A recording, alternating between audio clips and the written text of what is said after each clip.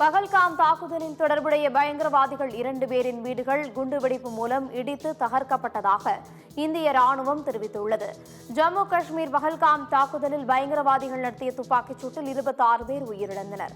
இந்த தாக்குதலுக்கு பதிலடி கொடுக்கும் விதமாக இந்தியா பல்வேறு அதிரடி நடவடிக்கைகளை எடுத்து வருகிறது. அந்த வகையில் இந்த தாக்குதலை நடத்திய பயங்கரவாதிகள் ஆஷிப் ஷேக் மற்றும் தீல் டோகரின் வீடுகளை இடித்து தள்ளப்பட்டுள்ளன. டிரால் பகுதிகள் சிறப்பு படையில் தேடுதலின் போது குண்டுவெடிப்பு மூலமாக தகர்க்கப்பட்டதாக இந்திய ராணுவம் தகவல் தெரிவித்துள்ளது.